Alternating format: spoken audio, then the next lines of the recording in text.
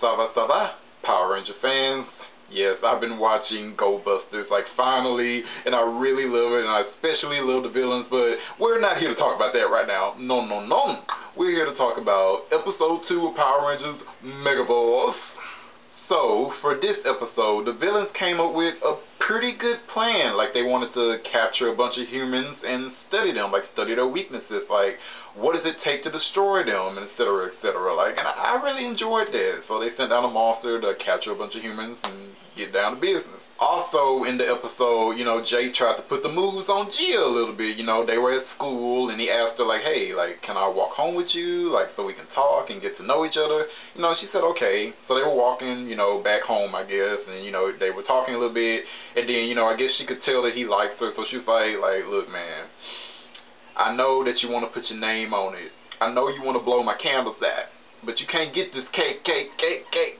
But Jake was like, man, come on, doggy want that kitty. Give me a heart attack and throw it back and watch me get it.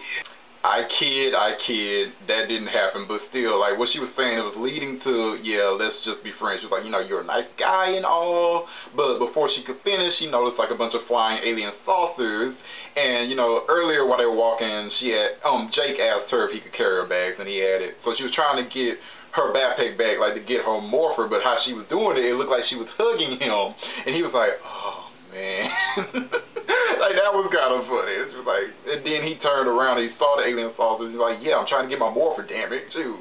So, Gia was like, we need to call the others to deal with this. He was like, no. We can handle this on our own, Let's do it together. And he was like, all right, you want to try it? Let's go. So yeah, these flying saucers had kidnapped like a bunch of people, and brought them to, like, I don't know, beach, coastline, something like that, whatever. And yeah, then all the flying saucers formed into this monster. It's like an alien scientist or whatever. And then, Gia and Jake morphed and tried to take them out. They had to fight like the foot soldiers, and they were getting overwhelmed quickly. And then they called the other Rangers, like, through the tiki, like, oh my gosh. It's just weird. Like, couldn't they get communicators or something? I don't know. Like, we need help. Oh my God, go save us. Like, talking into Ghostface's tiki face. Like, oh man, whatever. Whatever though. The other Rangers showed up, helped them fight. Oh, and while they were fighting the alien, like, I love like his dialogue. Not that it was spectacular, but I like what he was saying when he was attacking. I'm like, okay, lasers work against you guys. What about fire?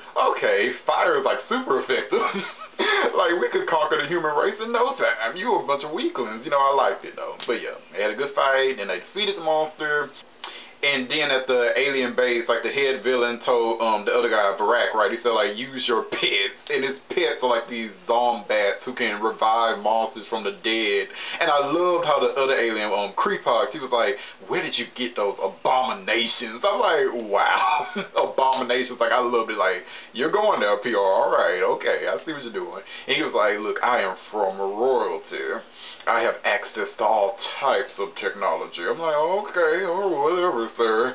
So yeah, he sent down into those zombats, and they revived the monster. It grew giant. Then the Rangers found out about their Zords, and they summoned their Zords, and they fought like an army of like flying saucers, like, individually. And I loved it. I loved the Zord action in this episode. It was awesome, especially the stuff with Emma and Troy. Like, that was great.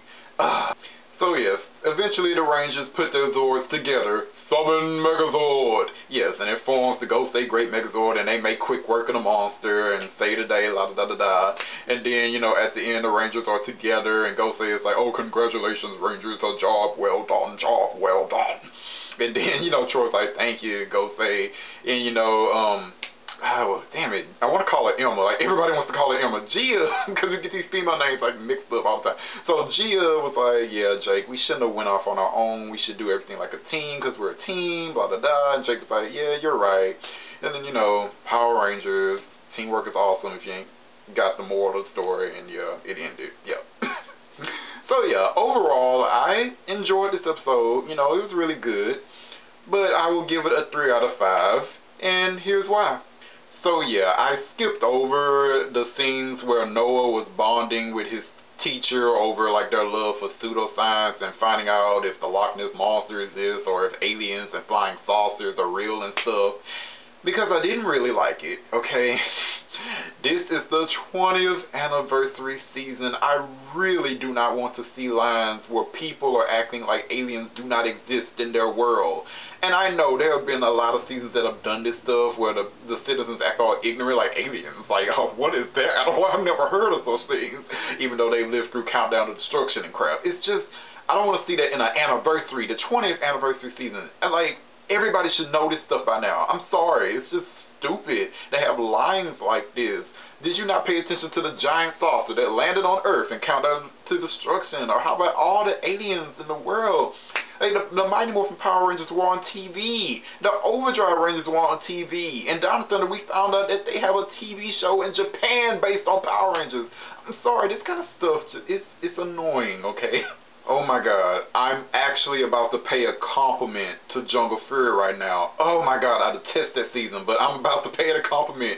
When, like, those three Rangers, like, when they became Rangers, like, Theo, his line about, oh, Power Rangers, ever since I was a kid, I always wanted to be a Power Ranger. That line was great. That's the kind of stuff that I want to hear in Megaforce. Like, I wanted to hear that in the Megaforce premiere. One of them should have said that. Hell, even, like, in Turbo, like, TJ, he said the exact same thing. Ever since I was a kid, I always wanted to be a Power Ranger. That was 1997. Are you, like, man. Oh, and our villains. Now, like I said, I did like their plan, but they also seem to be incredibly ignorant of the concept of Power Rangers. And I don't even know how that's possible. They're aliens. Like, there are planetary rangers and there are space rangers.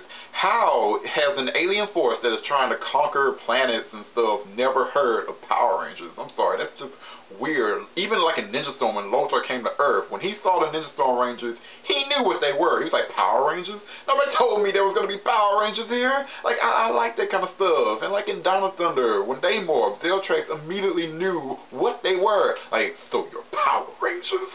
You know, I like this stuff. I like that kind of stuff. Just build on the history of the show. This is the anniversary. Okay, but other than that, this episode still was enjoyable, and a 3 out of 5 isn't bad. It certainly kicks the ass of all the other 3 out of 5s I gave to Samurai, so So for those who are watching, what did you guys think of today's episode of Megaforce? Let me know in the comment. Alright, Jamata. Later, you guys.